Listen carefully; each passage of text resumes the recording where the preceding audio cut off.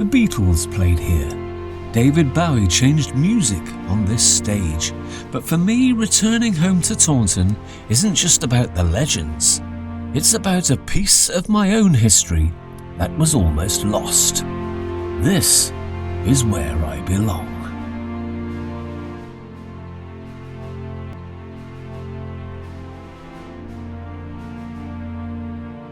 Today was always going to be a very special day and a highlight of this entire hike as we walk down the other side of the Blackdown Hills to the town of Taunton.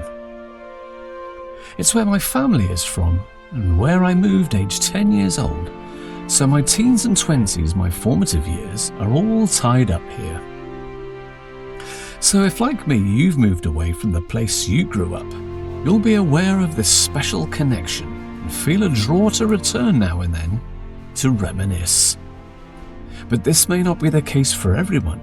Maybe when coming of age, you couldn't wait to leave. However, it's possible in later life, you might soften and get all nostalgic of the old days. So some places never leave you. Even when you move away, even when you forget the street names and the shortcuts, something remains, never realizing that those places quietly hold pieces of who you are. First up, the amazing story of this drinking fountain, a 19th century stone obelisk, tall, weathered, and strangely out of place, close to the cafe here in Vivary Park. When I was young, I barely noticed it. It's the kind of thing most people pass without a second glance. Then I learned it had a connection to my own family. In a moment of discovery, it wasn't just history, it was heritage. Formerly located in the middle of the road, half a mile away at the top of a bustling east reach on the corner of Silver Street, the fountain was gifted to the town by Mr. William Rawlinson, proprietor of the Silk Thread Factory, and executed by Easton & Son of Exeter about 1859, and set in place in January the following year.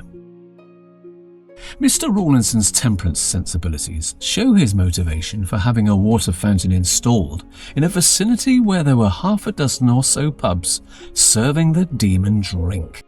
It would have been a welcome facility to his employees, however, and to any weary travellers.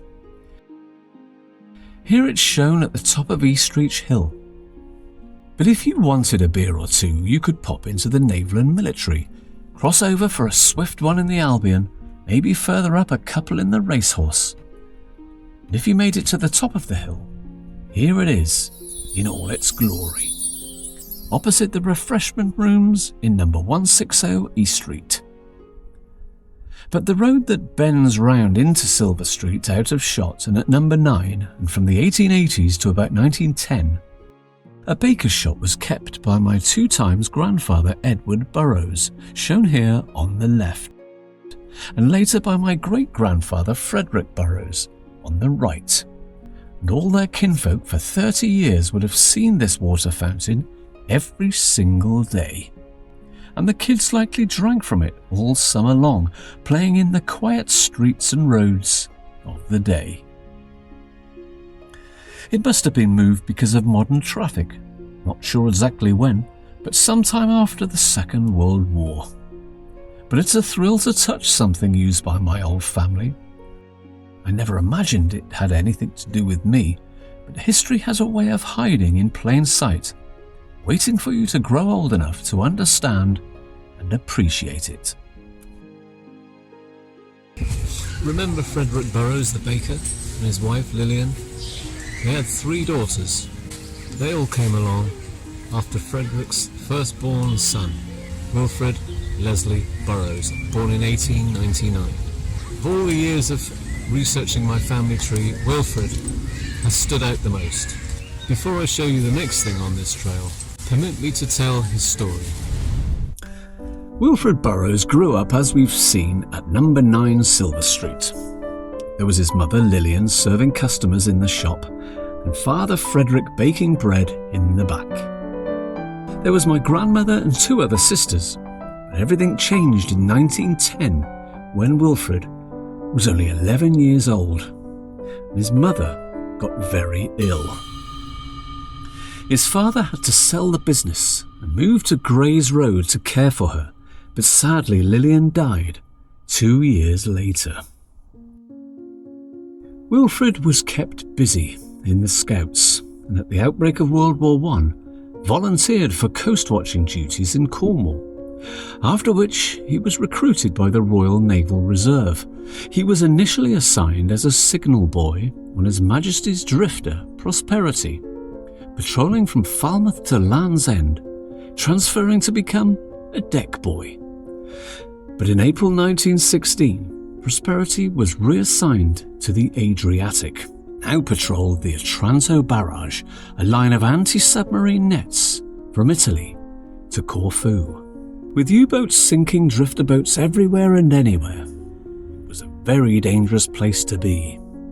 In October 1916, he was transferred to His Majesty's drifter, Michaelmas Daisy. On the left is one of only 2 photographs that exist of Wilfred, wearing on his cap the ribbon of his new boat.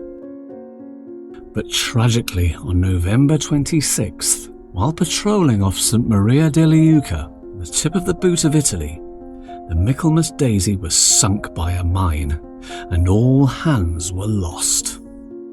Wilfred was just 17 and a half years old.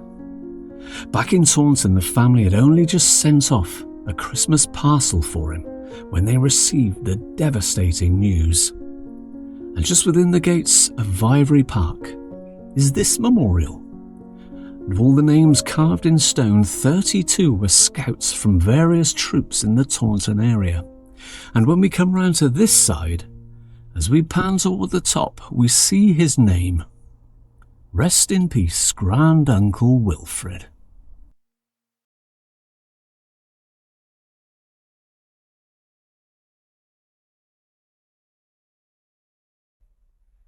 Our last little feature on the stories my hometown nearly forgot brings us here. A bingo hall that has been calling the numbers since 1981. Opened as the Gaumont Palace in 1932, it was purpose-built for the talkies. The cinema was a mainstay for 50 years, but it's remembered mostly as a thriving music venue as well as comedy nights in the 1950s, with top performers like Frankie Howard and the Goons.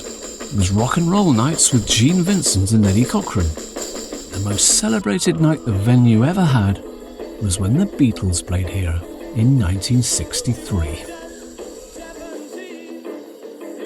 Fast forward 10 years and David Bowie performed here during his Ziggy Stardust tour. Then on their Night at the Opera tour, Queen played here in 75. So a water fountain, a war hero and a former music venue. Stories my old hometown nearly forgot.